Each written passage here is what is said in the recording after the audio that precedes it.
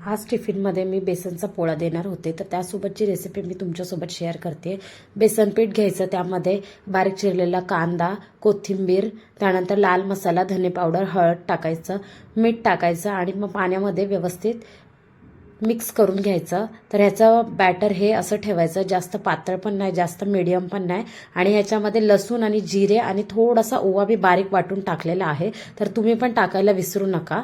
त्यानंतर तवा गरम करायचा आपल्याला। तवा चांगला तापला की त्याच्यावर तेल टाकायचं आणि व्यवस्थित पोळा हा आपल्याला टाकून घ्यायचा आहे आणि व्यवस्थित चमच्याने स्प्रेड करायचा आहे। स्प्रेड केल्यानंतर थोडंसं मीडियम गॅसवर भाजायचं, नंतर स्लो गॅसवर आपल्याला व्यवस्थित भाजायचं आहे। एका साईडला व्यवस्थित सुकलं पाणी की मग दुसऱ्या साईडला पलटे करायचं।